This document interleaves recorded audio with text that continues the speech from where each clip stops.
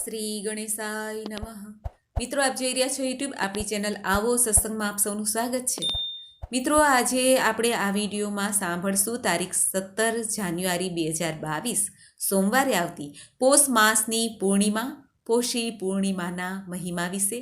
જો આપને આ વિડીયો પસંદ આવે તો લાઇક કરજો, શેર કરજો અને આપ આ ચેનલ પહેલી વખત જોઈ રહ્યા છો તો સબસ્ક્રાઈબ કરી લેજો, જેથી આવનાર નવા વિડીયોની માહિતી આપ સુધી તુરંત પહોંચી શકે. ધન્યવાદ.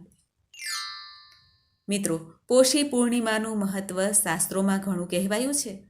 ધાર્મિક મહત્ત્વ અને આધ્યાત્મિક મહત્ત્વ પણ ઘણું છે. સૂર્ય ભગવાન જે પોતાના નક્ષત્ર ઉત્તરષાઢામાં પ્રવેશ કરે છે ત્યારે ઉત્તરાયણ આવે છે. એટલા માટે હિન્દુ ધર્મમાં સ્વાસ્થ્યને ધ્યાનમાં રાખીને પોષ મહિનામાં આવતી શુક્લ પક્ષની તીજ, ત્યોહાર વગેરે પરંપરા બનાવવામાં આવી છે. પોષી પૂર્ણિમાના દિવસે શાકંભરી જયંતિ પણ મનાવવામાં આવે છે. જૈન ધર્મમાં પુષ્યાભિષેક યાત્રા પણ પ્રારંભ થાય છે. બનારસમાં દશાશ્વમેઘ તથા પ્રયાગમાં ત્રિવેણી સંગમ પર સ્નાન કરવાનું ઘણું મહત્ત્વ બતાવવામાં આવ્યું છે. આ પોષી પૂર્ણિમાના દિવસે પોષ માસની પૂર્ણિમા જે 2022ની સાલની છે તે પ્રથમ પૂર્ણિમા છે. પોષી પૂર્ણિમાના દિવસે પૂજા, જપ, તપ, દાન વગેરેનું વિધાન બતાવવામાં આવ્યું છે. ધાર્મિક માન્યતા છે કે પૂર્ણિમાના દિવસે વ્રત રાખવાથી ભગવાન શ્રી લક્ષ્મીપતિની કૃપા પ્રાપ્ત થાય છે. વ્યક્તિને 100 યજ્ઞો સમાન પુણ્ય પ્રાપ્ત થઈ શકે છે.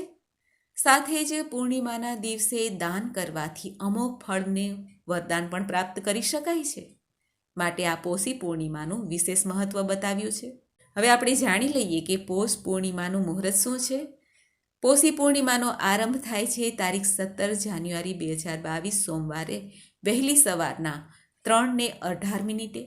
પોષી પૂર્ણિમા પૂર્ણ થાય છે, સમાપ્ત થાય છે તારીખ 18 જાન્યુઆરી 2022 મંગળવારે વહેલી સવારે 5:17. અને પોષી પૂર્ણિમાની ઉદયતિથિ માન્ય રાખવામાં આવે છે. માટે આ વ્રત એટલે કે પૂર્ણિમાનું વ્રત તારીખ 17 તારીખે ઉજવવાની રહેશે. ભાઈ બહેનનો શુભ ત્યોહાર પણ પૂર્ણિમા આ પોષી પૂર્ણિમાનો મહત્ત્વ છે. આમ જોઈ તો વર્ષમાં 3 વખત ભાઈ બહેનનો ત્યોહાર આવે છે. પહેલો છે રક્ષાબંધન, બળેવ, પૂર્ણિમા, શ્રાવણ પૂર્ણિમા. બીજો છે ભાઈ બીજ.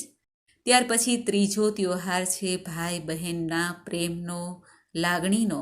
તે છે આ પોષી પૂનમનો, પૂર્ણિમાના વ્રતનો, જેમાં કુંવારિકા બહેનો પોતાના ભાઈની લાંબા આયુષ્ય માટે, શુભકામના માટે, સારા જીવન માટે, કલ્યાણ માટે શુભ આશીષ આપે છે આ વ્રત કરીને, પોષી પૂનમનું વ્રત કરીને. વરસની 12 પૂર્ણિમામાં પોષી પૂનમનું મહાત્મ્ય ઘણું છે. પૂર્ણિમાના દિવસે કુંવારિકા બહેનો પોતાના ભાઈ માટે, પોતાના વીરા માટે વ્રત કરે છે. સવારથી સાંજ સુધીનું આ વ્રતમાં બહેન આખો દિવસ ઉપવાસ કરે છે, ફળાહાર લઈ શકે છે તથા સાંજે ધાબા ઉપર, અગાસી ઉપર જઈને રસોઈ બનાવે છે. રોટલો ને શાક, એમાં નાના નાના કાણાવાળા રોટલા બનાવીને તથા તેમાં ચંદ્રમાના દર્શન કરીને ભાઈને સામે રાખીને પૂછે છે, પોષી પોષી પૂનમડી આકાશે રાંધ્યા અન્ન, ભાઈની બેન રમે કે જમે? ત્યારે ભાઈ કહે છે જમે. ત્યારે બેન જમે છે, એક ટાઈમ ભોજન લે છે. અને જો ભાઈ એમ કે રમે તો આખી રાત બહેનોએ રમત રમવી પડે છે. આ માન્યતા છે. આમ જોઈ તો ભાઈ પોતાની બહેનના વાલ ખાતર ઘણી વખત મજાક મસ્તીમાં પણ એક વખત રમે કહે છે. આમ 3 વખત બોલે ત્યારે બીજી અને ત્રીજી વખત ભાઈ જમે કહે છે. આમ ભાઈ અને બહેનના પ્રેમનો અનેરો દિવસ, અનેરો ત્યોહાર એટલે આ પોષી પૂર્ણિમાનો ત્યોહાર, પોષી પૂનમનું વ્રત, જેમાં ભાઈ અને બહેનની લાગણી જોડાયેલી છે. આમ આ પોષી પૂનમનો ત્યોહાર, વ્રતનો ઉત્સવ મનાવાય છે. પોષી પૂનમના દિવસે સૂર્યનારાયણ દેવની આરાધના તથા ચંદ્રમાની આરાધના કરાય છે. સૂર્ય અને ચંદ્રની ઉપાસનાનો દિવસ એટલે પોષી પૂર્ણિમા. સૂર્યનારાયણનો માસ છે આ પોષ માસ એટલે ઉપાસના થાય, તથા પૂર્ણિમા એટલે ચંદ્રમાને સમર્પિત છે. ભગવાન ચંદ્રમૌલેશ્વરની પણ પૂજા થાય છે. પોષી પૂર્ણિમાના દિવસે સ્નાન દાન કરીને ગરીબ ગુરબાને, દરિદ્ર નારાયણને, જરૂરિયાતમંદને અને બ્રાહ્મણ દેવતાને અન્નનું દાન, ગરમ વસ્ત્રનું દાન કરવાથી, સાકર, ઘી આદિનું દાન કરવાથી, દૂધ અથવા ચોખાનું દાન કરવાથી પુણ્યની પ્રાપ્તિ થાય છે. જો કુંડળીમાં ચંદ્રમા કમજોર હોય તો આ દિવસે દહીં, શંખ, સફેદ વસ્ત્ર આદિનું પણ દાન કરી શકાય છે. પૂર્ણિમાની વ્રતવિધિ વિશે પણ આપણે જાણી લઈએ કે જે ભક્તો પૂર્ણિમાનું વ્રત કરે છે તેને આ દિવસે કઈ રીતે વિધિ કરવી જોઈએ, શું કરવું જોઈએ. પૂર્ણિમાનું વ્રત રાખનાર ભક્તોએ સવારે વહેલા ઉઠીને સ્નાન આદિથી પરવારીને, જો ઘરમાં ગંગાજળ હોય તો 2 ટીપા ગંગાજળના, અથવા જે લોકો પવિત્ર સ્થાનોમાં છે તેને તો લાભ પ્રાપ્ત થાય જ છે સ્નાનનો, પરંતુ જે ઘેરે છે તે પવિત્ર નદીઓનું સ્મરણ કરીને પણ સ્નાન કરી શકે છે. ત્યારબાદ સ્વચ્છ વસ્ત્ર ધારણ કરીને આખો દિવસ ઉપવાસ કરવો છે કે એક ટાઈમ ભોજન કરવાનું છે. જો એક ટાઈમ ભોજન કરવાનું હોય તો સાંજે કરાય પૂર્ણિમાના દર્શન પછી. એવી રીતે સંકલ્પ કરવાનો જે આપણી શક્તિ હોય એ પ્રમાણે. અને વ્રત ના પણ થાય તો પણ ભગવાન સત્યનારાયણની કથા સાંભળી શકાય છે, કરી શકાય છે. ભગવાન મહાદેવની પૂજા આરાધના થાય, કુળદેવીની પૂજા આરાધના થઈ શકે છે. ત્યારબાદ સંધ્યાકાળે સત્યનારાયણ ભગવાનની કથા થાય અને સંભળાય તો ઉત્તમ છે. પૂજા દરમિયાન સર્વપ્રથમ ભગવાન ગણેશજી, ઇન્દ્રદેવ અને નવગ્રહ સહિત કુલ દેવી દેવતાનું પૂજન કરવું જોઈએ. ભગવાન શ્રી ગણેશ કે જે પ્રથમ પૂજનીય દેવ છે તેમનું સ્મરણ કરીને નવગ્રહ દેવતા જે બ્રહ્મા, મુરારી, ત્રિપુરાંતકારી, ભાનુ, શશી, ભૂમિ, સુતો, બુધશ્ચ, ગુરુશ્ચ, શુક્ર, શનિ, રાહુ, કેતવ સર્વે ગ્રહા શાંતિકરા ભવંતુ, આ શાંતિ મંત્ર અવશ્ય બોલવો જોઈએ. ત્યારબાદ સત્યનારાયણ ભગવાનની પૂજા કરીને, જે પૂજામાં આપણે ભોગ સમર્પિત કર્યો છે ભગવાનને, ચરણામૃત, પાન, તલ, મૌલી, રોલી, કુમકુમ, ફલ, ફૂલ, પંચગવ્ય, સોપારી, દુર્વા આદિ પ્રભુને અર્પિત કરવા જોઈએ. અને સત્યનારાયણ દેવને પ્રસન્નતા માટે આ પૂર્ણિમાનું વ્રત થાય છે. ત્યારબાદ ભગવાનની આરતી કરીને હવન પણ કરી શકાય છે. આમ સત્યનારાયણ ભગવાનની કથા પૂર્ણ થાય છે. આવી રીતે ભગવાનની પૂજા આરાધના કરીને આ પૂર્ણિમાનો ઉત્સવ મનાવી શકાય છે ઘેરે જ. મિત્રો, પૂર્ણિમાનું મહત્ત્વ એટલા માટે છે કે પૂર્ણિમાના દિવસે પૂર્ણ ચંદ્રમા 16 કળાએ ચંદ્રમા ખીલેલો હોય છે. ચંદ્રમાને કે જે સૌમ્ય સ્વરૂપ માનવામાં આવે છે. પૂર્ણિમાના દિવસે બલિષ્ઠ એટલે કે બળવાળો ચંદ્રમા હોય છે.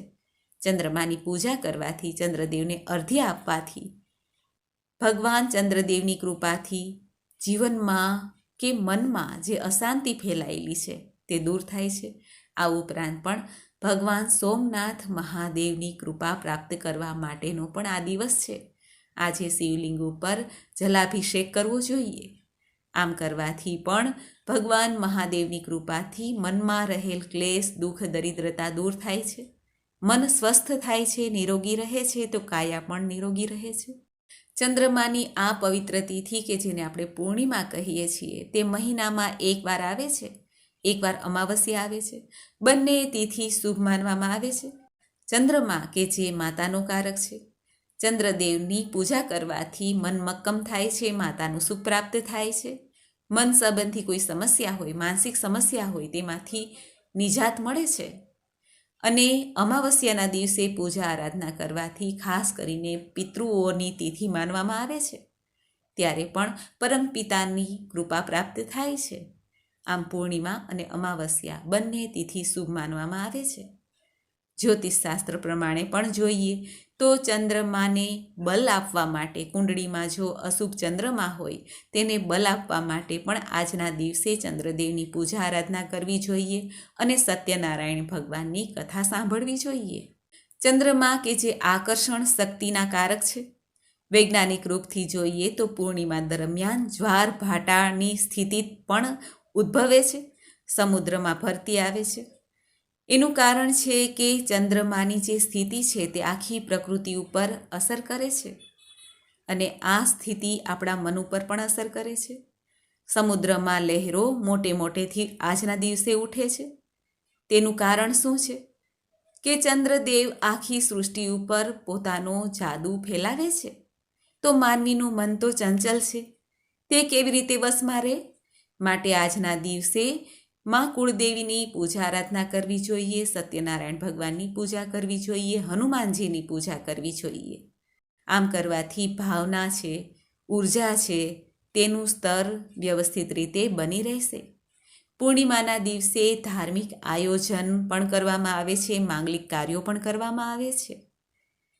ધર્મશાસ્ત્ર અનુસાર આ દિવસે પૂજા પાઠ દાનનું મહત્વ છે. પૂર્ણિમાના દિવસે યજ્ઞોપવિત સંસ્કાર કે જેને ઉપનયન સંસ્કાર કહેવાય છે તે પણ કરવામાં આવે છે. આ દિવસે ભગવાન શ્રી હરિ વિષ્ણુની પૂજા કરવાથી લક્ષ્મીજી કાયમ ઘરમાં વાસ કરે છે, સૌભાગ્યની પ્રાપ્તિ થાય છે. આ દિવસે કરેલી પૂજા પાઠ યજ્ઞ દાન આદિનું શીઘ્ર જ ફળ પ્રાપ્ત થાય છે. ભક્તોને મનોકામના સિદ્ધ થાય છે. મહિલાઓ પણ આ દિવસે જો પૂર્ણિમાનું વ્રત કરે તો તેને સૌભાગ્યની પ્રાપ્તિ થાય છે, સંતાન સુખની પ્રાપ્તિ થાય છે. અને માતાઓના જે બાળકો છે તેને પણ લાંબુ આયુષ્ય પ્રાપ્ત થાય છે. જે માતાને બાળકની કામના છે તેની કામના પણ પૂર્ણ થાય છે. પૂર્ણિમાના દિવસે ભારતમાં વિભિન્ન ક્ષેત્રોમાં અનેક નામોથી ઉત્સવ પર્વ મનાવવામાં આવે છે. કાર્તક માસની પૂર્ણિમા હોય ત્યારે હનુમાન જયંતિ ઉત્સવ મનાવાય છે, ગુરુ નાનક જયંતિ પણ મનાવાય છે. માગસર માસની પૂર્ણિમાના દિવસે ભગવાન દત્તાત્રેયની જયંતિ મનાવવામાં આવે છે. પોષ માસની પૂર્ણિમાના દિવસે શાકંભરી જયંતિ મનાવવામાં આવે છે. માહ માસની પૂર્ણિમાના દિવસે લલિતા જયંતિ મનાવવામાં આવે છે. અને ફાગણ માસની પૂર્ણિમાના દિવસે હોલિકા દહન થાય છે. ચૈત્ર માસની પૂર્ણિમાના દિવસે ફરી હનુમાન જયંતિ મનાવવામાં આવે છે. વૈશાખ માસની પૂર્ણિમાના દિવસે બુદ્ધ જયંતિ મનાવવામાં આવે છે. જ્યેષ્ઠ માસની પૂર્ણિમાના દિવસે વટ સાવિત્રી વ્રત રાખવામાં આવે છે. કબીર જયંતિ મનાવવામાં આવે છે. અષાઢ માસની પૂર્ણિમાના દિવસે ગુરુ પૂર્ણિમાના રૂપમાં મનાવીએ છીએ આપણે સૌ. શ્રાવણ માસની પૂર્ણિમાના દિવસે પવિત્ર રક્ષાબંધનનો તહેવાર મનાવીએ છીએ. ભાદરવા માસની પૂર્ણિમાના દિવસે શ્રાદ્ધ પક્ષ પિતૃપક્ષ શરૂ થાય છે. અને આસો માસની પૂર્ણિમાના દિવસે શરદ પૂર્ણિમા પવિત્ર પૂર્ણિમા તરીકે આપણે સૌ મનાવીએ છીએ. આમ મહિનાની દરેકને દરેક વર્ષની દરેકને દરેક પૂર્ણિમા કંઈક ને કંઈક લાભ અપાવીને જાય છે, ઉત્સવ મનાવાય છે. પૂર્ણિમાના દિવસે જે બાળકોનો જન્મ થયો હોય છે તે સંપત્તિવાન હોય છે એવું જ્યોતિષશાસ્ત્રનું માનવું છે. તેવી વ્યક્તિનું બૌદ્ધિક સ્તર સારું હોય છે અને બુદ્ધિના સહયોગથી તે બધા કાર્ય સફળતાપૂર્વક પૂર્ણ કરી શકે છે. અને તેઓ ભોજન પ્રિય પણ હોય છે. તેવી વ્યક્તિનું મનોબળ પણ મજબૂત હોય છે. જીવનમાં ક્યારેય હાર માનતા નથી અને હંમેશા તેમની શુભ ગતિ હોય છે. પ્રભુની કૃપા તેની ઉપર રહે છે, આશીર્વાદ રહે છે એવું માનવામાં આવે છે. મજબૂત માનસિક સ્થિતિને કારણે તેઓ અલગ જ વ્યક્તિત્વ ધરાવે છે. સમાજમાં મોભેદાર વ્યક્તિ બની શકે છે. નકારાત્મક એનર્જી તો તેનાથી કોસો દૂર રહે છે. મિત્રો, આમ પૂર્ણિમાનું ખાસ મહત્વ છે, મહિમા છે.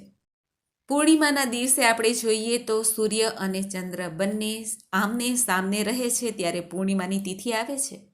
અર્થાત એકબીજાને સપ્તમ ભાવમાં જુએ છે ત્યારે પૂર્ણિમાની સ્થિતિ બને છે. આ સમય દરમિયાન શુભ કાર્ય કરવા એ લાભ અપાવી જાય છે. પૂર્ણિમાની તિથિ આવે એટલે શુક્લ પક્ષ સમાપ્ત થાય છે અને અમાવસ્યાના દિવસો શરૂ થાય છે. આ ઉપરાંત પણ જો પૂર્ણિમાના દિવસે અમુક કાર્ય આપણા ન થતા હોય તો પણ વદ પક્ષની પાંચમ સુધી, એટલે કે કોઈ પણ માસના વદ પક્ષની પાંચમ સુધી તેને પૂર્ણિમાના દિવસો ગણાય છે. આ સમય દરમિયાન પણ શુભ કાર્ય કરી શકાય છે. અને વળી આ પોષ માસની પૂર્ણિમા તો સોમવારે આવે છે. ભગવાન ચંદ્રમૌલેશ્વરની પૂજા આરાધના કરવાનો મહિમા ઘણો છે.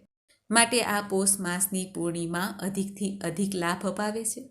આ પોષી પૂનમના દિવસે જ મા જગતજનની કલ્યાણીના 52 શક્તિપીઠની સ્થાપના થઈ હતી. ભગવાન શ્રી હરિ વિષ્ણુએ પોતાના સુદર્શન ચક્ર વડે માતા શક્તિના જે બળેલું શરીર હતું તેના 52 ટુકડા કર્યા હતા, જે વિવિધ સ્થાનો ઉપર પડીને શક્તિપીઠની રચના થઈ છે.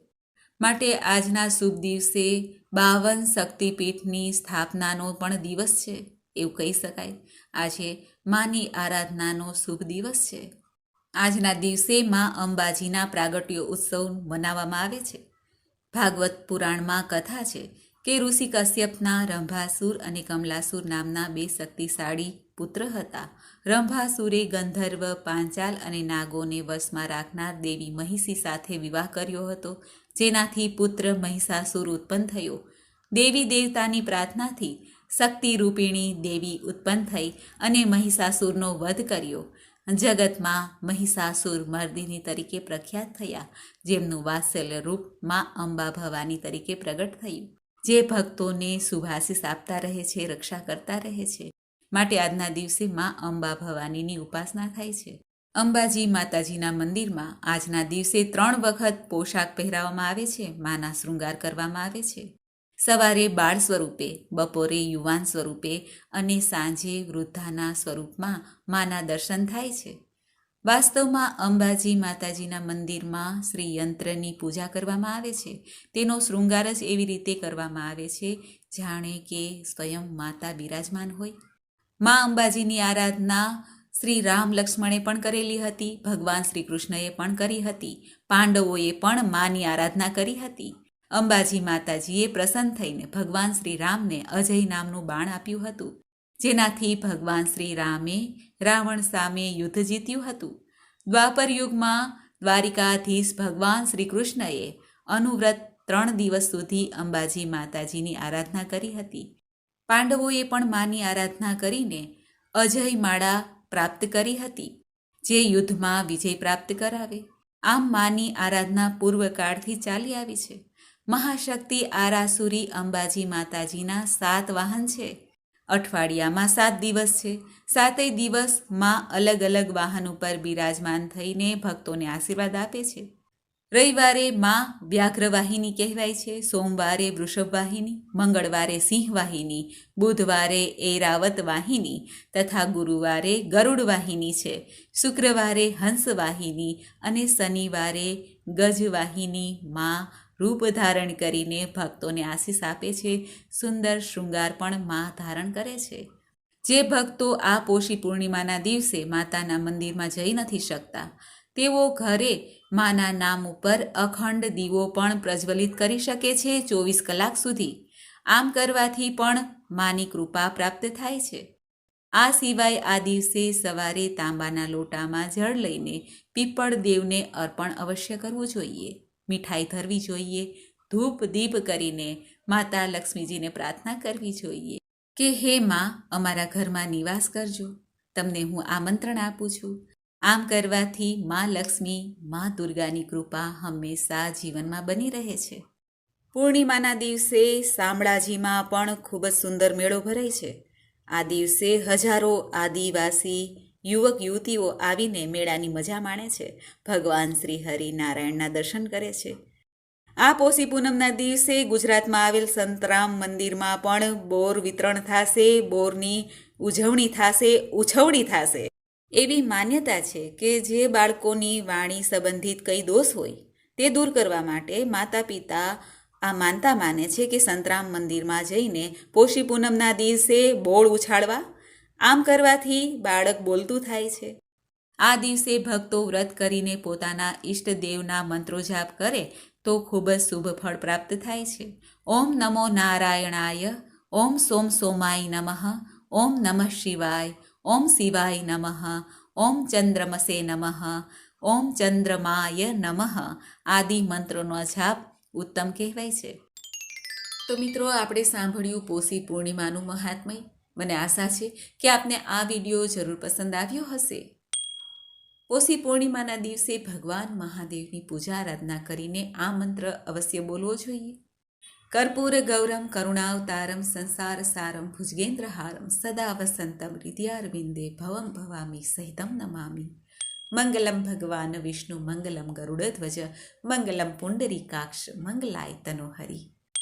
સર્વમંગલ માંગલ્યે શિવે સર્વાર્થ સાધિકે શરણ્યે ત્રંબકે ગૌરી નારાયણી નમસ્તુતે, નારાયણી નમસ્તુતે. આ ઉપરાંત પોષ માસ કે જે ભગવાન સૂર્યનારાયણને અત્યંત પ્રિય છે, સૂર્યનારાયણ દેવની કૃપા પ્રાપ્ત કરવા માટેનો પણ આ શુભ મહિનો છે અને ખાસ કરીને પૂર્ણિમા તો ઉત્તમમાં ઉત્તમ છે. ત્યારે ભગવાન સૂર્યનારાયણ દેવને પણ અર્ધ્ય આપીએ અને ભગવાન સૂર્યનારાયણ દેવ કે જે પિતૃઓના પણ કારક છે તેવા પરમપિતા પરમાત્મા આદિદેવ સાક્ષાત ભગવાન નારાયણનું સ્વરૂપ છે તેની પણ પૂજા આરાધના કરવી જોઈએ. ઓમ આદિત્યાય વિદ્મહે દિવાકરાય ધીમહિ તન્નો સૂર્ય પ્રચોદયાત. બોલો ભગવાન સૂર્યનારાયણ દેવની જય. મિત્રો, મને સાંભળવા માટે ધન્યવાદ. આપ સૌને મારા જય શ્રી કૃષ્ણ.